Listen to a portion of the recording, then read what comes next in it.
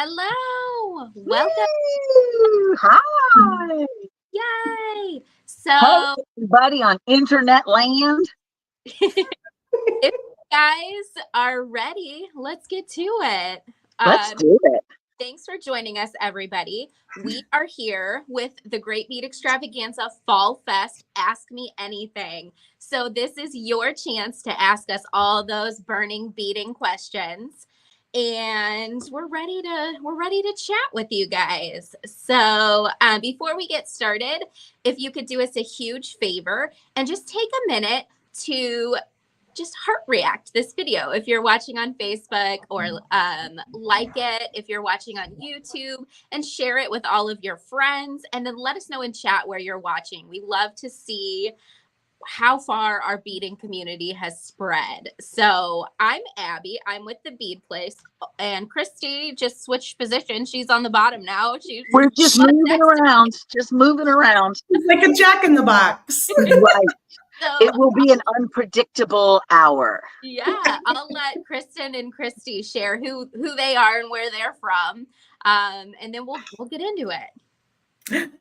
All right, I'm Kristen, and I'm from Softlex Company. I am their graphic designer and jewelry content creator, and we just had our presentation a little bit earlier today on the Great Bead Extravaganza page and YouTube channel. Me and my dear friend and forever coworker, Sarah Ayler.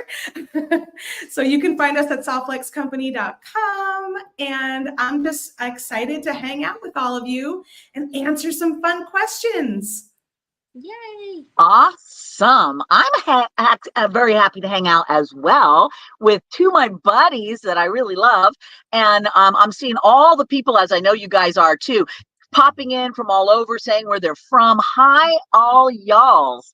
Most of you know that I'm from Maui, and now so is Kristen, who's just moved here recently. So we've got the Hawaii contingency going on, and then Abby is our Heartland Mid-America. So we're going to kind of cover all of those vibes for you, and we're just here to just chit chat. So hello to all of y'all commenting. We'll do our best, all of us, to kind of read the comments and chat about them as we see them. So yay! I see Long Island is in the house. That is my birthplace. Very cool. Woot woot, Long Island. I'm originally a New Jersey girl, so I guess you and I are just kind of paralleling, Kristen. I don't know what's happening. Wow. I didn't know that, Christy. Yeah. Couldn't you tell by the smart assiness? I mean, come on. That makes so much sense now. It does, right? Y'all thought I was a chill Californian? No. No.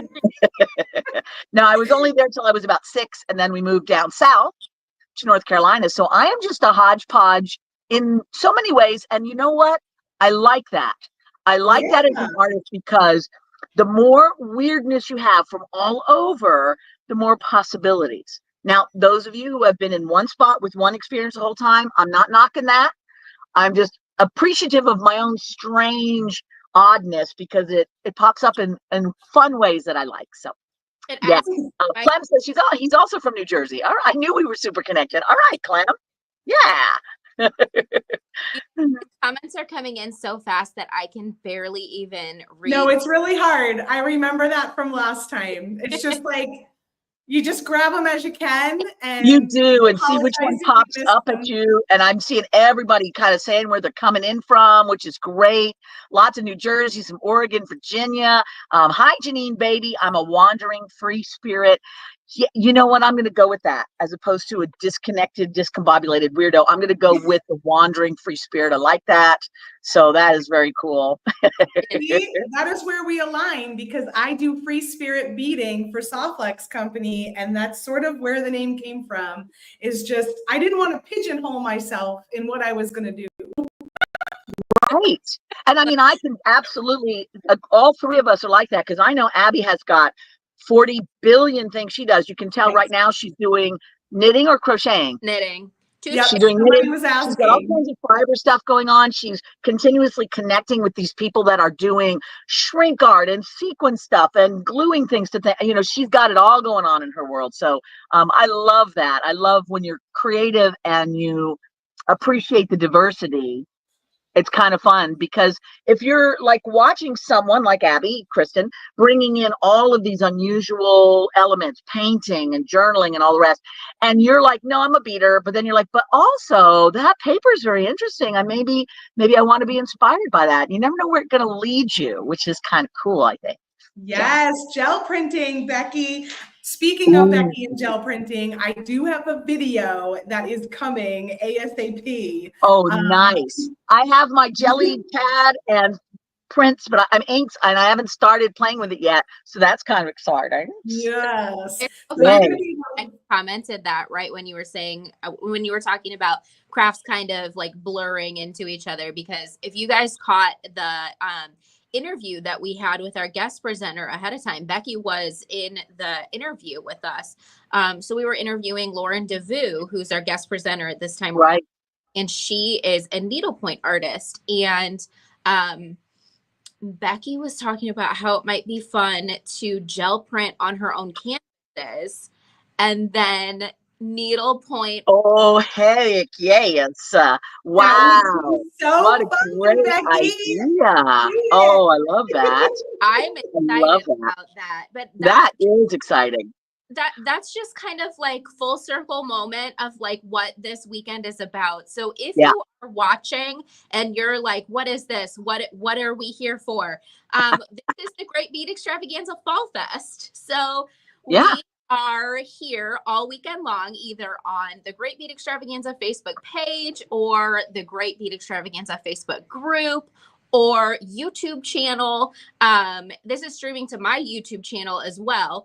And so we're everywhere. If you want more of us and more learning and fun in like maybe a structured form, a little bit more structured, maybe. I mean, just a little bit more.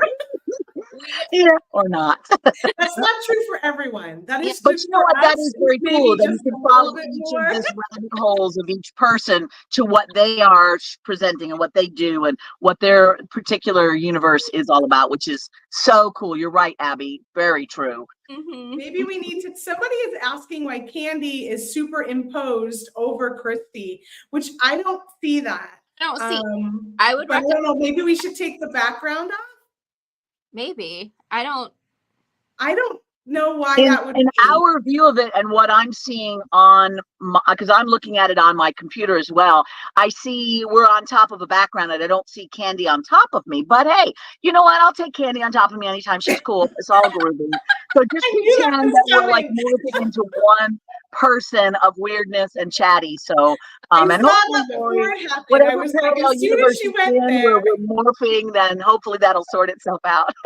I have to leave. This is too much. All right, we've gone off the rails real quick over here, ladies and gentlemen. You were expecting to stay on the rails? Okay, guys, I did not get that memo. And I'm seeing so many people jumping in, talking to each other about where they're from and where they've moved and all kinds of stuff. Everybody back from an apple orchard and all kinds of fun stuff. That's so cool. Yes. Oh, Abs, I see we've got a question. Ooh. So, yay. I got a question. When I started making jewelry, sterling silver was the thing for ear wires. Now I am seeing all kinds of wire for ear wires. What is the best all-round wire to use for ears? That's a great question. So, in my opinion, I think you should use whatever you are not allergic to. Which for some people are very lucky. Like me, I don't really have a problem with any metals. I can wear anything. So I just will design with all sorts of different stuff. However, my sister is not so lucky, and I end up using Softlex craft wire, and I make her own ear wires to change out. That's clever.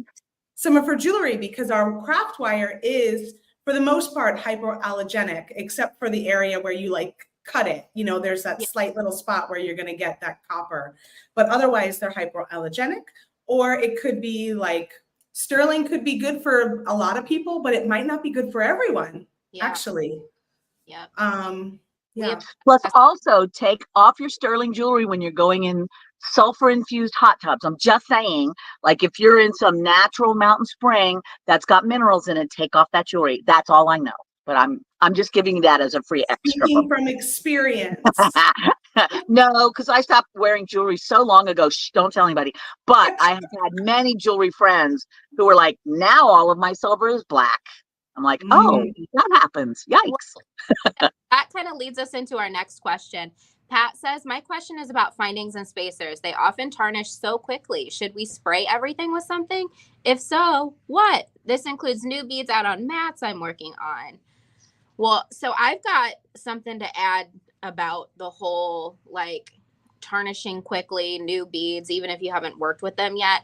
A lot of that I think is humidity. So like here in the Midwest, stuff tarnishes so fast. And so our trick is just to keep it sealed in a Ziploc bag. So like our sterling chain, any of our silver plated chains that don't have an anti-tarnish coating on it, like here at the store, if it's out, it's tarnishing almost instantly. And that's just the humidity. So we seal stuff. And when you're not wearing it, if you can keep it in like a little tub or something, that, in my opinion, is going to stop it from tarnishing quickly. But there's a lot of different factors that go into that. It's tricky though, isn't it? When you're working with silver, I mean, that's just oxidation happens, you know, so you just got to figure out. I know my sister works, she did a lot of jewelry stuff, and she worked with various silver and did something. And I think she was using like an argentium mix or something that was less tarnishy. But I know that's a continuous thing. They have those tarnish cloths that you can continuously wipe things with. But yeah, that sounds like it would be a challenge. Yeah. For my own personal jewelry that I wear, I will use a tarnished cloth time to time because I tend to just leave that hanging up somewhere or not really totally closed off.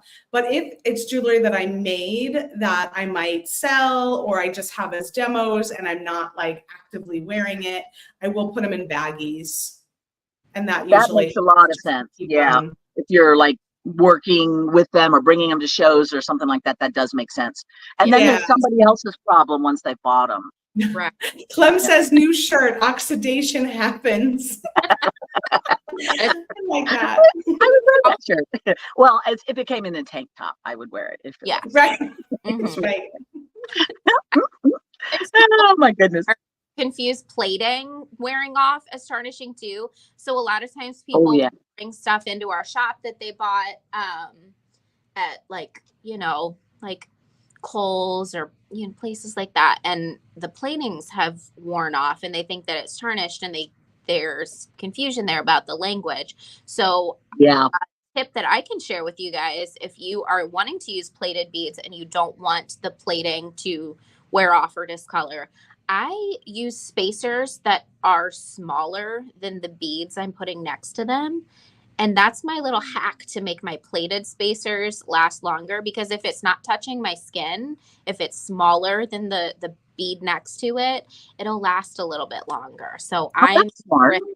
And that's very smart. You're very clever, Abs. You're very clever. Abby has a lot of extra clever tips, because when you have a store that you have lots of people coming in asking you get it all fun questions. Yeah, I bet. Oh man, I bet. Dawn was saying that Ren wax will slow it down. It's used in museums. Have you guys found that to be so? So I've used Ren wax on a lot of my metals pieces, and I like Ren wax, but I typically don't find myself applying it to spacers or small beads or anything like that. Like if it's a big sheet of metal, I'll use it. Right. Otherwise, I've seen Cynthia with Green Girl Studios use that before. Yeah, so on like a pendant. Plus, doesn't it make you feel really cool to be using a Renaissance wax? Thank you very much. Right. So you might as well use it because it's awesome. Janine says, how much chocolate has Christy had? Did it have rum or whiskey in it? I will never tell the secrets of my energy. We were talking before we got on that what we are all going to do is Abby's going to open up a coffee area in her store that is high-end coffee infused with various things that help creatives. We won't say exactly what chemicals or natural herbal products could be in those, but then they're going to be specifically marketed for creatives to keep your buzz and or your mellow or both, depending on what you need. So be looking for that. I need a mellow buzz. That's A exactly what I mellow need. buzz. Yeah, a little go-go juice, So I like the buzz, but it's got to be mellow buzz because otherwise, then I'm just like, what am I doing? right, just like the little chill, a little zip. We could do that. Obviously, Abby's not going to do that, but I want her to very much. So I had a cup of mushroom coffee today for the first time in quite a while. I was drinking it pretty regularly, and then I just, fall off the chain of that. But I feel so good today. I feel very focused, and I have a lot of energy. So I'm excited for my returning of the coffee mushroom combo. I've got some of that mushroom coffee too that I've been dabbling with from time to time. It's not bad. It's nice to throw that in the mix. Yeah. Yeah. It has a little bit of a chocolate vibe to me. Like it's like a mocha. Yeah, there's different versions. Sometimes it's all mushroom, sometimes mushroom chocolate coffee. So I think mine's you should try all of the things. Yeah. Yeah. Oh, Anne's got a question. My question is, what size crimp tube for different size beading stringing wire? I'm going to answer this because I'm really good at it. 7. Oh, I have no idea. Sorry. Go back to the people who know what's going on. Sorry. Kristen. All right. Well, we've got 1x1 millimeter crimps, which is going to be your teeny tiny smallest crimps. And those are good if you're using the very fine 0.010. And if you're using them as like a spacer on a fine or medium diameter as like an illusion style. So that's where you would use that, but you wouldn't use it on a fine or medium diameter as a closing finishing crimp because they're just too tiny. Then you go to the 2x2 millimeter size, and that would be for fine 0.014 and 0. Did I say that right? 0.014. Fine. And then 0.019 medium is your 2x2 millimeter crimp. There will be a quiz on this afterwards. Please write down these answers. Yeah. And then if you go up too heavy, you can still get away with a 2x2 millimeter, but we usually suggest the 2x3 millimeter just because it is a little bit extra length is good for that heavier beading wire. And then our last size is a 3x3 millimeter, and that's more for multiple strands going through your design. Like, for example, you have like 8 strands of beading wire that you're trying to corral into one crimp. That's when you would use that bigger 3x3 size. What do you think, Abby? I like 2x2 for everything. But are the expert at that, so everybody default to what Kristen says. But Anne says if you're using Softflex Company, their beading wire has crimp size recommendations on the spools, and I would imagine probably guides on the website as well. So yes. And I'm with you. I mean, honestly, I do use 2x2 millimeter for pretty much everything, but I was giving you like our more formal explanation. Yeah. I was really impressed with all of that. Back in the day when I used to crimp quite a bit, I had a bucket where I just dumped everything. And then as I was going, I just picked out one that looked correct and hoped for the best. But I'll tell you what, when I discovered crimp covers, then I wasn't worried about it ever, because who gives a crap as long as you just cover that thing. Put that cover on there and it looks like you know what you're doing. So crimp covers, groovy. Love it. Love it. Love it. So Kim says, I have a question for anyone. What do you do besides gifting with all the jewelry you can't possibly wear? Trying to sell it is far too exhausting to me. That's a great question. Such a good question. All over my house as decor. So like I have a table lamp in my dining room that has necklaces on it. I have candelabras that I put necklaces and bracelets on. I'll put like bangle bracelets and cuffs around candles. I am drowning in jewelry, but I love it. So that's me. Those are great ideas. I love that too, because I think there's an implication when you are an artist or creative that the end goal of your creativity should be selling your work. And that is capitalistic bullshit. what I mean, boo hockey. Sorry. We lost our PG rating. Sorry. But I feel my personal opinion is that is indicative of our culture who values selling. Yes. We create because we love creating. Sometimes we need to sell the things we create in order to buy more supplies or to live, whatever it may be. So there's nothing wrong with selling, but it shouldn't be a pressure that is the way that you achieve validity from your creativity. So if you find yourself loving to make and you've given it to everybody that you can think of, here's a couple suggestions for you. Old folks homes, hospitals, places where people would love a perk. Now, you might not want to do that yourself. So you could go to a church group, you could go to the hospital itself and see if they have a program for gifting, or the old folks home, which I'm sure there's not the name for that anymore, but see if there's something like that where you could gift it. Another thing that's fun is the whole art abandonment concept, where you put your pieces in public places with a little note that basically said, look what you found. If you like it, you can have it. If not, leave it for the next person or whatever.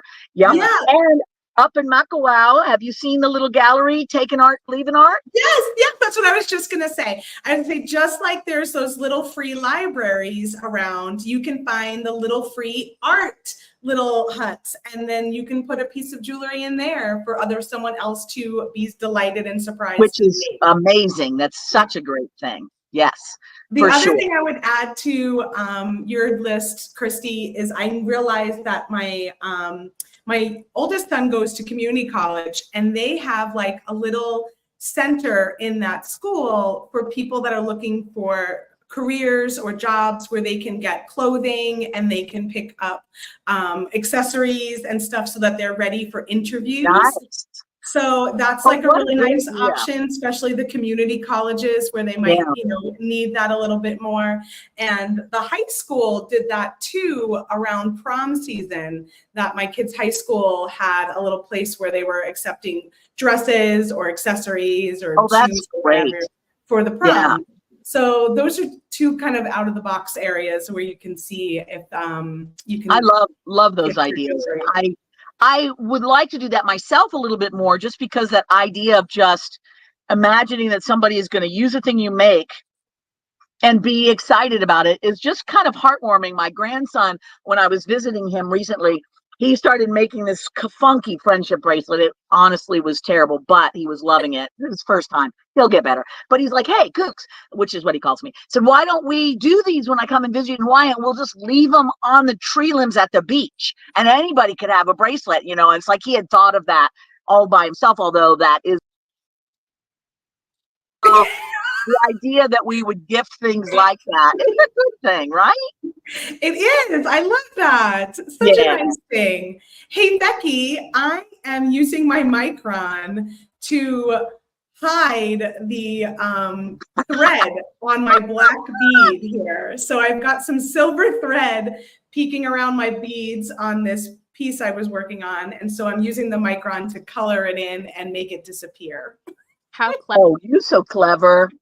There's a couple people mentioning that they are doing that very thing. Clem says he leaves some stuff on where did he say he left it? I'm lost it already, but he leaves things around, and a couple of other people were saying jewelry on lamps specifically.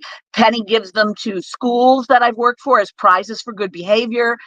So it's really nice. Marilyn says, I've got a question for all of you. How do you get a part-time job in the jewelry field? Looking for a retirement gig. You just do it. Yeah. You just like take a blanket on the sidewalk and pile up all your jewelry with a little sign that says we'll work for beads. It's easy. No, I'm just kidding. Sorry. It is true. Yeah. You made me think of how I first started selling jewelry, and I used to go to fish concerts a lot when I was younger I went on tour one year. So on one summer we traveled all around with friends, and you don't have very much money. So I made a bunch of jewelry, and I just took a piece of cardboard and like cut slits in the cardboard so that all the jewelry could hang on it. And I made a little sign like jewelry for sale, and literally just walked up and down the show where people were tailgating and hanging out. And so, you just do it anywhere. Yeah. Yeah. I think if you don't mind me continuously to monopolize a conversation, I apologize. I think one of the things that we can fall into the habit of expecting is that there is a right way to do things. Secret of the universe, kids, there isn't. You just make this up as you go along. Yeah. Everyone who is doing something is making it up. So if you're trying to find what the right way to do it is, just abandon that. There could be good ideas, nice hacks, things that people have done that work. I'm not saying there's not that, but there isn't like a way to do anything. It just, whatever makes you happy, you just keep trying it till either it works or you redefine your path. And kind of for you, for that question is like, what part of the jewelry industry do you most want to do? If you want to go to shows, a lot of people who exhibit at shows would love to have a worker. You're not going to get paid a lot, but you'll be at the show helping at the booth.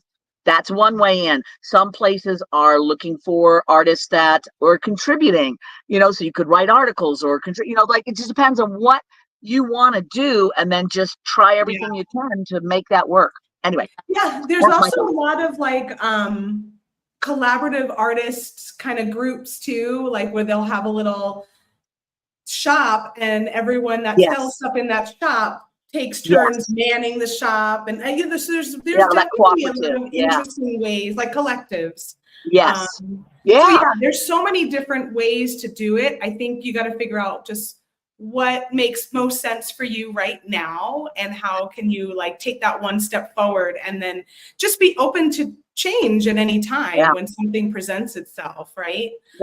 Find another beady buddy that can do it with you for moral support, and you can like hype each other up to go talk to somebody and see what can happen. That helps a lot too, don't you think? And speaking back to the idea of like, there's so many, like looking for the right way, you can get stuck in that like years of trying to figure out what the right way is to start something. And then you just never start. Right? Yeah, we've all been there. Yeah, that's so common to the human experience. You're right about that. Yeah. I think that leads us into this next question, which is, I came across a vintage magazine that had Nile in a 2-page artist spot from 2009. Never would have guessed that he was a talented seed beater. Did any of you change your methods from early years? Yes. Yeah. Definitely. Oh, yeah. I think we all kind of go through these phases where we're inspired by different things. Like the majority of the classes that I taught when the store first opened were either seed bead classes or like wire wrap classes. And then I was going through this metalsmithing phase where, I mean, metalsmithing is probably what I like to fall back on as like my passion, I guess. my continuation. But I go through these phases where it's like, oh, I'm really into knitting right now, and that's what I'm going to put all my energy into. And I think as creatives, we're all kind of like that. Yes. Yes. Oh, so true. And I know, Kristen, you've done the same. You do painting as well as all of the beadwork and journaling. I mean, it just keeps us excited to have new things to explore, right? Yeah. Oh, for sure. And then your skill level changes and your interests change. And I always want to follow what's exciting me and what I'm curious about. And I mean, even with my painting classes, like I teach intuitive painting, but I always start the classes of like, I'm teaching you what I want to learn. Like I'm learning along with you because I'm curious about this right now. And so we're going to do it together. And I do that with all of the beading classes too at Softlex Company. Like the tutorials I show are usually things that I'm like, oh, I've always wanted to learn how to do that. Right. Let me go look at that. And now I'll share it with people. So we're learning at the same time. And I just love that. Yeah. I do too. Yeah. I think that's kind of one of the main reasons why we have guest presenters here that are not necessarily solely in Planet Bead or in our bead world, because we all kind of recognize that in order to keep growing, we have to be learning new things. And so I have been so inspired by seeing what our guest presenters have to share. Like you guys heard me talk about how, like, before I met Lauren, I didn't know what the difference was between cross stitching and needlepoint and embroidery. And now we're like swooning over potential project ideas that we're ready to kind of dive into in the. Yeah, you open up the synapses of those two different things, right? Yeah. Yeah. It's like you open a door to a whole nother room you didn't know was there, and like, look at everything in here. It's exciting. Yeah. But yeah, and I think, don't you think that as professional artists, by which I mean we actually do have a large portion of our life that is devoted to selling our work, that we are also influenced in what we do to some degree by what the industry and the mood of is for people. Like when I first started, that was the time when like those giant necklaces and focal beads were all the rage. And that's where I started. I did all jewelry at the time, and they were big, massive, crazy things, which I don't do those anymore because people aren't wearing or making those anymore. So it just kind of, organically moved into some other thing, which I feel like that happens a lot. Like right now within the creator community, this idea of mixing metals, combining materials, multimedia, all that stuff is huge and exciting. So it's natural to kind of explore that and be able to do all these different things and not to have a niche, which is nice. So yeah, we all change as we go along, don't we? Definitely. Yes. Oh, Clem. Yeah, exactly. Clem says, people come over and ask me what I've been doing, and I show them my creations. Their first question is, are you selling it? And then I tell them, no, it's keeping me sane, maybe. But yeah, that is a cultural thing. That is just something within our society that whenever you're making something, they want to know what the end game is. Like, why? Yeah. It doesn't have any value unless there's like something happening at the end monetarily, which is like Christy said, bullhickey, because the whole point of creativity is the creating, it's the making, it's the journey, that's the part that really is nourishing and keeps you sane, and that's the part that's exciting and fun. Why does everything have to be sold, right? It's just terrible. Yeah. And I think it does make a lot of people feel pressure. There's a joy if you feel like selling. There can be a joy in that because you're interacting with people. People are so excited to get something that you've created. That can be awesome. But it is actually very uncomfortable for many creatives to even go there. I tell this story sometimes. A gal that I know, and I won't say who she is, because I don't know if she knows that I tell the story about her sometimes. So way back in the day, we did a cruise together. And it was traditional on the cruise that the first day of the cruise, people would come into the room and buy what you had, right? Because that wasn't a thing you're supposed to do on cruise ships. So we kind of did a little secretly. And so she brought out her bucket of polymer beads, and everybody was like, oh my gosh, that one is so great. Because that one for sale? And she's like, oh no. Well, what about this one? I love this one. Is this one for sale? No. So basically she had a box full of beads that she thought she was going to sell. But when it finally came to parting with them, she couldn't. And I remember feeling like that was such an interesting thing to me because that's not where my brain is. And it was so cool to see her be able to not give into the pressure of selling it because she didn't want to. Right. And I thought that was kind of cool. We're allowed to feel that way too. So, I mean, like you said, some of us are making our living. So that's just, that's a whole different ball of wax. But it doesn't have to be that. You don't have to make a living to make it worthwhile. Right? But I like that, telling them it's, it's making me saying, I do this for my mental health. That's good. So, Abby, the lady off The Young and the Restless, did the crochet,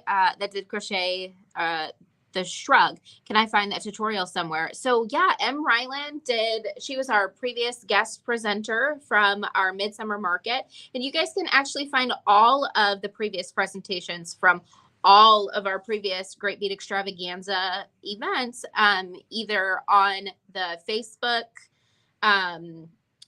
page or group, or on the Great Bead Extravaganza YouTube channel. So you can find her full tutorial. Probably the easiest place to find it would be the YouTube channel, or if you want to scroll down on the Facebook page, you can find it there. And then you can find all of the additional information that went along with that on M's Instagram, I think, which is just at M. Ryland. Yeah. Yeah, I think the YouTube is probably easier to go to the Great Beat Extravaganza YouTube channel. And if you don't see it right away, you should see it because it was only last show. But any of our shows are always there, and then you can search them. And yeah, they're easy to search on Screens. YouTube. Yeah. Yeah, for sure. Yeah. Yeah. So Megan says, I have a tendency to default to buying kits. What is the process you use to develop your own designs and patterns? Do you just fail over again until you get it right? I want to be more creative. Yes. You do Yes. over and over again until you get it right. Yep. That's that's a easy yes. And if I can throw another thought into there, is that sometimes following a kit, taking a class, doing something that someone else has shown you how to do can get a bad rap. But I want us all to remember, just classical art. You had to be an apprentice for years and study with your master to learn how he mixed his paints, how he chipped his marble, way before you were ready to do your own work. And I'm not saying that that's good or bad, but it was an accepted part of the creative process that you have to learn how to be good at something by watching what another person who has mastered it does. So the part of the process where you make things according to a kit, tutorial, or event, project, whatever, that is a very valuable and valid part of the learning experience. And I think sometimes people go like, well, I've been doing that for 6 years. I was like, okay, maybe. But if you put back to back the amount of hours that you spent on a class or a tutorial, how much is that? Maybe 4 weeks, right? It's just spread out over 6 years. So don't cut yourself short. It takes a while sometimes to feel like you can make that next step. Now, some people, they never follow directions and they go off and running. I'm sure you can assume by some of our personalities who some of those people might be, but a lot of people are very comfortable with learning in that more organized, more comfortable way. And that is wonderful. You guys keep us able to be what we are because you want to hear how we do it. So you're basically doing a service to society by supporting people like us. So I love that. And then when you're ready, you'll know it. You just keep trying little things until it feels like fun. And if you mess up, that means you're doing it right. Messing up means you are trying something new. Yes. I can tell you how many weird mess ups I've had over the years, and there's no problem with that. I love that insight, Christy. Well, thank you. I think another way to look at learning from kits is just kind of that it's an efficient way to learn a new technique because you get to put your whole focus on learning the technique and not having to worry about, oh, well, these beads work. Oh, that didn't work out. Was it because of my beads or because the technique failed? So it's just it's efficient, in my opinion. Why reinvent the wheel if somebody's already got it going for you? Just buy the wheel and figure out how to drive. Don't worry about harvesting the rubber and let somebody else do that. Yeah. Yes. And if you are someone that's ready to kind of move past it, or you just want to challenge yourself to create on your own, you will fail. Yes, that's for sure. That's a lot of my videos. I like to plan them out ahead of time because I need to fail at the design probably 2 or 3 times before I'm ready to share it with you. Yeah. Unless it's a simple stringing project and it's not a big deal. But if I'm trying a new technique, like for example, the bead embroidery that I did this weekend, I put these beads on here and cut them off 3 or 4 times. I had one example that I did good from the beginning, but then every time I tried to duplicate that, I had issues. I had too many beads. I had not enough beads. Something was off. The shape was off. The size was off. And I had to keep cutting. And that's basically what I did a lot this week leading up to this event. So you need to give yourself grace and know that for sure you will be recutting and redoing and restringing as you're learning and figuring it out. Yeah, for sure. For sure. And it's I think it's nice sometimes, and I've seen more of a trend towards this. I myself have been doing this lately, is that when I do a project tutorial, I am allowing in the editing process the parts where I make an odd choice and then I go back and undo and redo, because I think it's very helpful sometimes if you're learning, you get the idea that all these people know how to do it and you have some sort of learning disability because you can't figure it out. It's like, no, we're all doing that. We're just editing out the dumb parts. So I'm trying to leave some of those dumb parts in, because that's kind of nice when you see somebody whose design aesthetic you enjoy, watching them decide how they make those choices, what they put and then take away, what they Yeah. decide and then undecide. That is a huge part of the learning process as well. And I'm noticing that a lot of us who do videos and do tutorials and teachings and lives, we're including that a lot more now and letting you kind of behind the table, so to speak, and sharing the actual experience of it, not just the end product of it. So I think that's good. So Karen asked, Abby, what are you making? Love that yarn. I am knitting a ghost. Yeah. Awesome. How it turns out. It might be a fail, but I am using for real yarn. Oh, nice. And I think we just loaded it online, but I'm knitting a square and I'm going to drape it over an upside down jar. And I'm going to put a little, like one of those little remote tea lights on the inside. Oh, that's going to be awesome. Hopefully the light will kind of twinkle. I don't know. That'll look great. That sounds so fun. I love it. Furry ghost. I think that is so cool. Oh man, I love that. Don't you just love watching all these various clever folks come up with stuff? Isn't that the best? I love that. I think that's I really love that. Parts about like community in the creative world, because you get inspired by everybody sharing. Yes. And even if you're not going to do their exact project, it might give you an idea to use something you have at home in addition. Yeah, for sure. I'm just going to read this. Clem says, as Cynthia Thornton, one of our buddies, always says, making mistakes and learning new things is good for our brains. And it even makes our brains grow new dendrites. Love that. Any of you are into stones and know that dendrites are those little, tree-like things that happen. I love that visual. That's great. Thanks for sharing that, Clem. That's awesome. Robin asks, what software program do you guys use to create your patterns and instruction booklets? I use Canva and muddle it together with Microsoft Word and Publisher. And what else do I use? I don't know. I just like whatever I know how to do. I know how to do a little bit in each of the programs. If I know how to do it on the program, then I'll save it and upload it to a different program where I know how to do something else, and I just try my best. Yeah. Back in the day when I used to do a lot of instructions for a different beading company prior to Softlex Company, and booklets and things, I used the Adobe Illustrator, but that has been a long time since I really had to do that, because at one point you really didn't have any other options. But now there's so many other programs. To video. And we don't do a lot of patterns and instruction writing aside from our videos at this point. So I don't have to do a ton of that these days.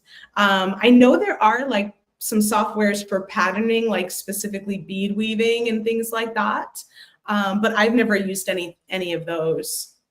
I haven't either.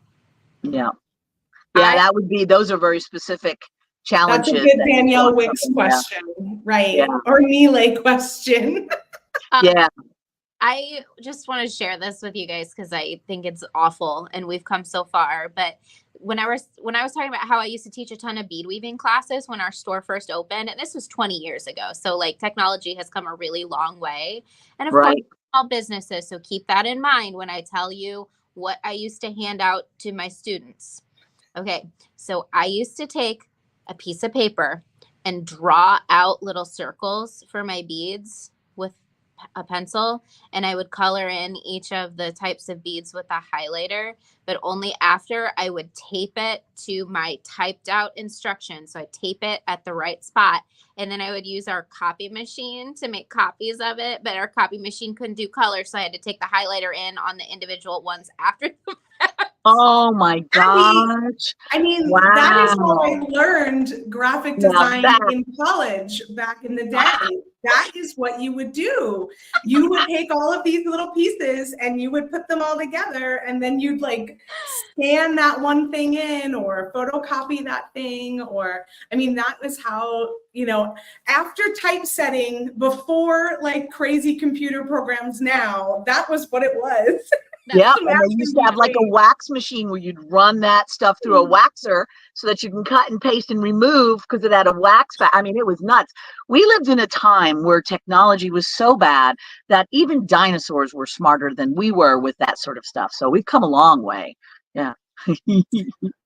Video production. Ooh, Abby's probably our best expert here on that, I would think. So I want to tell you my best rendered, best performing videos were filmed on my iPhone and edited in iMovie.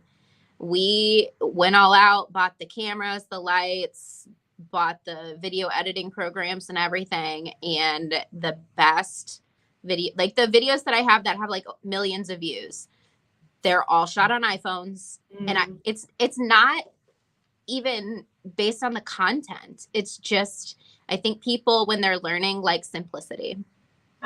Yeah. They focus on just learning. So I would put more of your energy into the actual like filming and clear directions than the like production part Yeah. of. Yeah. Yeah. Yeah, I agree.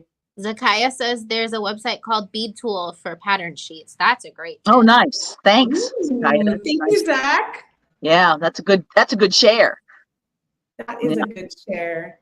I am caught up on questions unless I missed anybody. That's very cool. I know we've had so many really great questions. I'm sure there'll be more, but yeah, you guys have had a lot of wonderful things. But it sounds like what I'm hearing from several of you is that you'd kind of like to get out there a little bit and present your creativity to the masses. And Yeah. now is the time more than ever before it's easy. Just like Ab said, you get your phone. And there's so many programs now that you can video edit your phone on your phone or run it through iMovie or whatever the other various movie programs are. And it's pretty easy now to make something very watchable. And then you can upload it to YouTube. You can upload it to, other places. And it's a pretty good way just to get it out there and see. And somebody once said, and I found this to be very good, is that we can get in our own head so much and overthink trying to make it perfect. And what's better, I think, than trying to like aim until I can fire. It's like fire, reposition. Just get started, and the momentum will carry you through the redirects, right? Because done is better than perfect. Right. Done is better than perfect. Perfect will mess you up. Well, yeah, and it's never perfect, right? Like we've all been doing videos for a while and we still have changes that we make. We might change a lighting, we might change a tripod, we might change a program, so all of those things just keep getting little tweaks as you get along. I mean, I didn't start out with a microphone. I have a microphone now. I didn't start out even with a tripod that could move. I had a tripod that would only go in one direction, and that was it. And my lighting was awful, but until you start, then okay, you don't know what you need. Try this. Now I'll try that. And at the end of the day, little by little is how the bird builds its nest, right? Yeah. And as you can tell from all of the people that are presenting here this weekend, what anybody is watching is your way of presenting, your personality, your charmingness or weirdness or whatever it is that you have to offer. Whatever you are is perfect because you are unique, and there's somebody out there that wants to see what your weird stuff is. So just be yourself, put it out there. Your people will find you. Amuse yourself. Follow what is interesting to you. Follow the stuff that makes you happy, because the more you do that, not only are you going to be enjoying what you're doing, but it comes off as real, as authentic, as interesting. And some people will be like, no thanks, but other people are like, oh my gosh, you've got to see this girl. She's like doing, or this guy is doing this weird thing, you know. And in the end, isn't that what you want to do? You want to share it so that you can have this communication with other like-minded folks who are interested in what you're interested in. So that's, I think, the bottom line. And the idea of no thanks is a good thing. Like, that's really kind of hard to wrap your head around. You want everyone to like what you're doing, but not everyone is going to like what you're doing, and that is okay. And you actually want the people that say no thanks to just move along so that you can find the people that do like what you're doing. Because if you're trying to make those no thank people get you, you're just going to be spinning your wheels, and it's just we've all done that in our childhood trauma past. We don't need it anymore. Just see your weirdness and move forward. So and I think a lot of times there's no making the no thanks people happy. Right. So, well, and you know, and not everyone you know and love are not going to understand what you do or why you do it. You know, like most of people that I have in my family don't know why or what I'm up to, and you know, why would I spend my time doing those things? But that's okay, because it's not for them. You know, it's for the other people that get it. That's a great realization, isn't it? I mean, that's the beginning of sanity, when you realize it's not for them. And you're okay with it, which is a hard thing sometimes to do. Yeah, I love that. It's for you. Like, it's for you. If you want to share what you're making, even if at first it doesn't seem like anybody's getting it or into it, you are sharing, and that's good, you know? So it doesn't matter. You find your people. You find your people by continue to be true. Yeah, exactly. And you'll find what you like and don't like. Like, a lot of times you have to go, you know, sell or video or whatever to find that, oh, I love this, or oh, I hate this. And the, oh, I hate this is valuable. Then you don't waste any more time on that. So that's good. You learn that and you move on to the next thing. So eventually you kind of have a list of, these are cool, these are not, you know, whatever. And that's kind of nice too, right? To find those things out. So I like that. Yeah. Barbara asks, what chemicals are safe to clean dirty beads? Oh gosh. I don't know that I clean any dirty beads.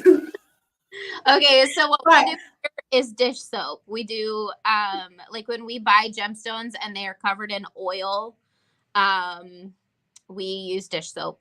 As long as they're not someone like Abby cleans my beads for me before they arrive. But that's a good point. But you have to be careful cleaning beads, because some beads should not get wet. Some beads will, like if there's dyes in your soap that you're using, it can absorb those. So just do your own research. Make sure that what you are using is going to be safe. There's a lot of like silver cleaners that you're not supposed to put other beads into, because it will etch the beads. I want to tell you, when we did jewelry repairs here for about 15 years, the number one thing that I used to clean other people's filthy jewelry was powdered Tide in a bowl lined with aluminum foil. Oh, powdered Tide, no bleach, just original powdered Tide.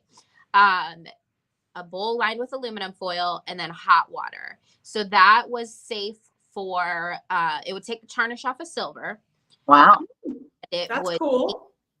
Crystals, because like crystals and sterling, or crystals or gold, that was like the hot thing around here for many, many years. And so we repaired a lot of people's jewelry that had crystals and gold, or crystals and silver.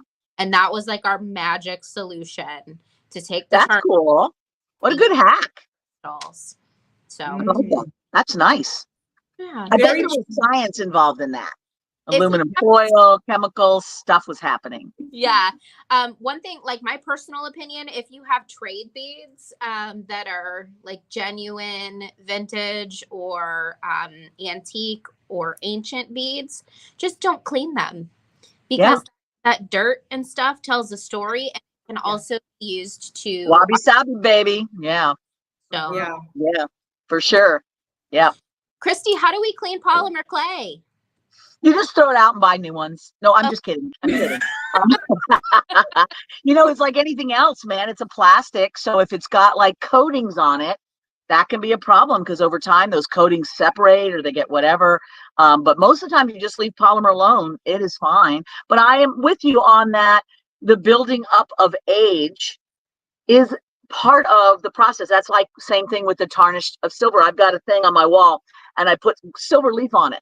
When I first put on the silver leaf, it was bright and shiny, and it has slowly turned darker and darker, and it has gotten the most interesting colors. So now it's a performance piece all on its own in its own time. And every time I look at it, it's something different, and I'm enjoying that.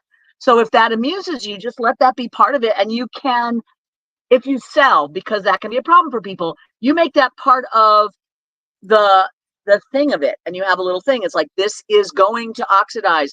Part of the process of living with this jewelry is it's going to change depending on you and your chemistry and your environment. Wait and see what happens. You make people get excited about the process instead of thinking it's a flaw to change, because decay happens, entropy happens. And that is, again, that wabi-sabi concept, which is so beautiful, is that the impermanence and the deterioration of life is its own strength and beauty. And you are finding that in the things around you. And I love that, because that is very embracive of just the naturalness of the way things are, instead of, again, always trying to chase some perfection that can never be. So anyway, I would embrace that as much as you can. And like Ab said, just know, if it's something you need to be really shiny, then do some research. But if you can let it just build up its thing. If it's gunky, full of garbage, and hairs and stuff are sticking to it, maybe not that. But just the natural oxidation and antiquing. Yeah, I had a friend. Right, like Nancy said, some beads that she picks up at a thrift store or something could be kind of. So in those cases, you get the powdered Tide, or you get like a Dawn. Do you use like Dawn dish soap? Yeah. Because I know Dawn is usually pretty mild for things. Yeah. So like a Dawn dish soap cures everything, right? Yeah, it really does. Yeah. It's fun. It's a process. Yeah. Is there a line between hobby and obsession from Jackie? What's the line? I feel like as long as it's healthy for you and it's not hurting anybody else. Yes. Fun, Yeah. If you're not feeding yourself, or you're not taking care of your pets because you're way too busy with your hobby, then maybe there's a little bit of something to check in on there. Right. Yeah, that is funny though. That's a great question in a way, isn't it? Yes. I like that. So, hi, Sally. I saw Sally earlier today. She was in my store. Sally said, Kristen, does Softlex bring back prior wire colors? I have one spool of Emerald Softlex, but I don't think you have it anymore. We do not. Emerald is a discontinued color. We have been discontinuing colors since probably around the pandemic. And if a color does come back, we'll make a big deal about it. But there's nothing in the works at the moment. It's kind of a big deal when you do a Softlex color, because the amount of wire we have to create for it is pretty massive. And I think it just so happened that a good portion of our colors were done at a period of time in which they were all starting to dwindle right around pandemic time. And then we made the decision that in some cases they just were not going to come back. So I'm sorry if you love a discontinued color. We don't have any plans on bringing any of them back at this point in time. But we'd always love hearing from you if there is a color you really miss, because if we hear from enough people that they really want this particular color to come back, then that gives us a reason to really put it on the docket. But if you never tell us and we don't know, then it's probably not coming back. I feel like that's a good lesson to just stock up if there's a color that you guys love of anything, really, because everything is temporary, especially on planet beads. So if there is a spacer that you use in everything, buy it all if you can. Stock up, because if it makes you happy and you know you're going to use it. And speaking of Soft Flex wire, like a lot of our friends at the Great Bead Extravaganza, Abby probably has colors, you know, they might have stuff in stock that we no longer have in stock. So take a look at your local bead stores and also your, you know, the Great Bead Extravaganza people that sell Soft Flex. Maybe they have a color that you're missing. I don't think I have Emerald Sally, but I'll message you if I do. Yeah, yeah. Zakiah says pink tourmaline. Yeah, you guys have had some great colors. Oh, Yeah. so great colors. Yeah. Hopefully we'll bring some back or have new colors. That would be, we did have some talks about it this year, but nothing came of it as of yet. It just keeps it exciting. Just to It does. wonder what's next. Yeah. Yeah, definitely. Yeah. Feel like we have answered almost all of the questions Right? that I just taken. I know Candy was using yellow this morning. That is a discontinued color. Zoink. That was a fun color. Yellow is funny because it was a color that we were like, how are we going to sell through this color? Like we had it for years and years and years and years. I think it was probably first printed like 20 years ago. Oh, wow. Oh, wow. Really? Wow. So it took us that long to sell through our stock. It's a hard color to bring back. But when it went for the color of the year a few years ago, all of a sudden it was just gangbusters. And we were like, we had never seen yellow sell to the extent that it was selling. And then now it's gone and it's sad. That's wild. Oh, that's so cool. Well, you guys have great colors. I love them. I just love them. Flex is awesome. Thank you. Thank you. Yeah, this has been really fun. I'm starving. I haven't eaten yet. So I know I've just been kind of picking and I really need like a meal right now. Well, it's a perfect time because look, we've done an hour of chatting, an hour of brilliance and loveliness. So I think that we can put a bow on this, don't you? Yay, we did it. Day one. We did it. Woo! Yeah. Thank you guys for hanging out with us and asking such awesome, awesome questions that got so many good conversations going. I love these things. Fun. I just love all of the talking and then the side conversations and people just commenting and they're making funny things and interesting things. It's my favorite. I love these lives. They're just the best. Thank you guys so much for being part of it. Yeah. All right. Well, this is not over. We have whole another day of presentations for you guys starting tomorrow with maybe a welcome message from Candy Cooper in the morning. And then the first presentation is yours truly. I will be seeing you guys at 10:30 Central for the totally tubular. Totally tubular bracelets. So make sure that you've got your schedule handy so you can check out all the presentations tomorrow. And yeah, this has been awesome. This is my favorite part of the year. So yeah, me too. I love it. Yay. Thanks everybody. Actually, we've got the two ladies that are starting and ending our day tomorrow, right? That's right. You've got your bookends right here. And we'll end it with Christy. It's an Abby and Christy sandwich. That's right. That's it, man. It's a sandwich. I love it. Goodness. Yeah. Wait, you guys, I'm so hungry. Let's not talk about sandwiches. Go get some food, girl. All right, everybody. Bye.